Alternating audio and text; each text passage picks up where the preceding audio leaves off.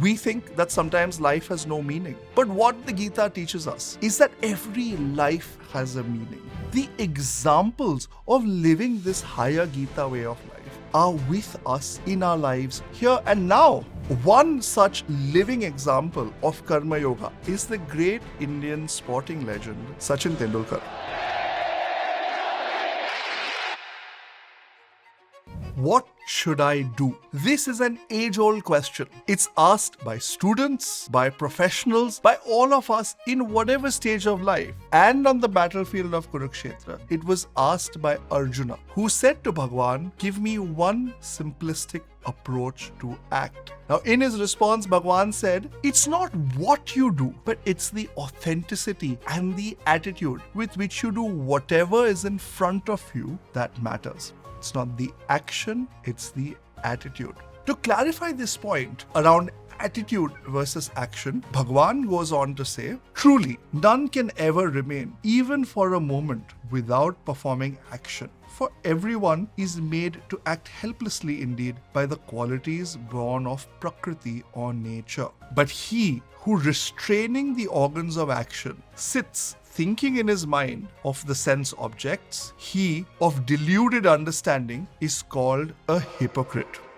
Now, in our life, we often use this term, give up.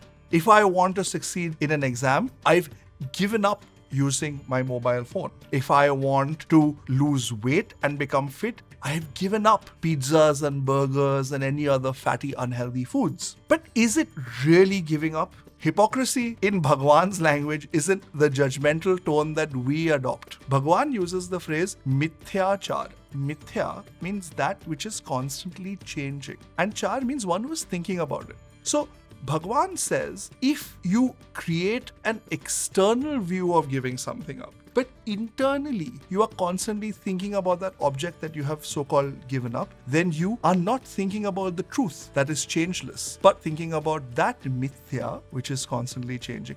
Now, it's easier to have a higher perspective when we know why we are seeing the circumstances we encounter in life. And the short answer for this is karma.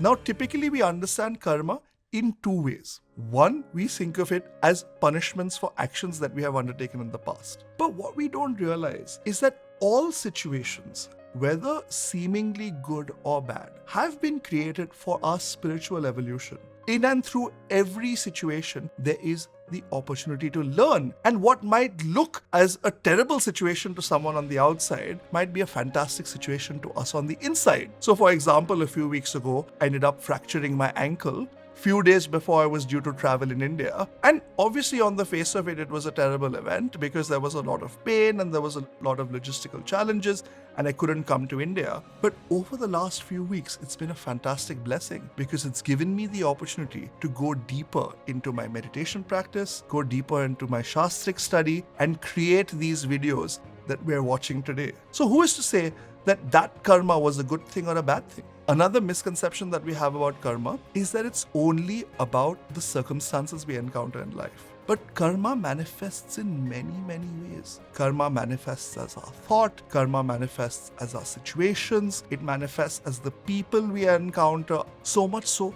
that it manifests as our very body itself. So this arrangement of karma that is created for our evolution is called Swabhava. Swa means one's own and Bhava means attributes or moods. So it is the authentic arrangement of our inner personality for the expression of our karma. Acting in line with this Swabhava is called Swadharma. Swa means one's own and Dharma is the authentic expression of life. So if we act in line with our inner constitution based on our spiritual evolution, then it is acting in authenticity on our path in life. This is why Bhagwan says, Yatsvindriyani manasa niyamya arabhate arjuna karmendriyah karma yogam asaktaf savishishyate.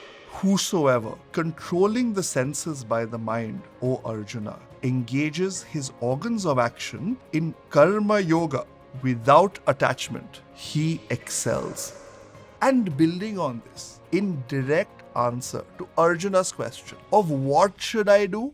Niyatam kuru karmatvam karma jyayo karmanah sharira yatra pichate na prasidhye da karmanah. You perform your bounden duty, for action is superior to inaction. Even the maintenance of this body would not be possible for you by inaction. Now, we might think that these are simply philosophical ideals for a bygone era, most commonly criticized as these are not practical.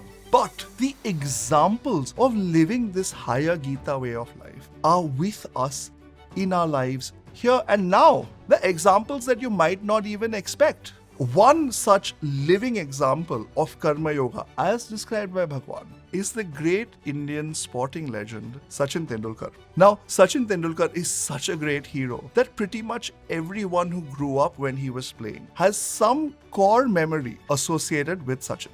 For me, this was in the 1999 Cricket World Cup. Now, as a bit of context, 1999 was a tough year for India. We had just come out of a war with Pakistan. We were suffering political instability for a number of years. We had a challenged economy. And in this environment, the Indian cricket team, which was one of the few bright sparks of the country, went to England to play the Cricket World Cup. Now, during the course of the World Cup, unfortunately, Sachin lost his father in India, who died of a massive and unexpected heart attack.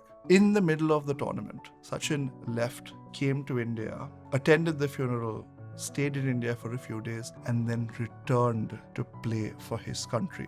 Describing this in his autobiography, Sachin says, "After spending 4 days in India, I returned to England to rejoin the team on the eve of the match against Kenya. That, it seemed to me, was what my father would have wanted me to do. And that's what prompted the decision to return to London to play the remaining World Cup matches. Mentally, however, I was not at my best throughout the tournament. I had to wear dark glasses during the practice sessions because at times I could not hold back my tears. Though I managed to score 100 in the match against Kenya, which remains one of my most cherished centuries, one that I dedicated to my father, my mind was not always on the game."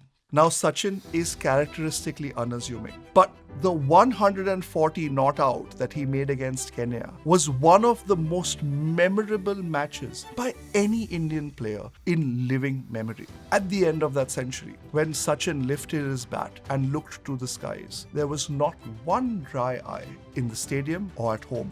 This was such an inspiring moment for everyone. Whosoever, controlling the senses by the mind, engages his organs of action in Karma Yoga without attachment, he excels.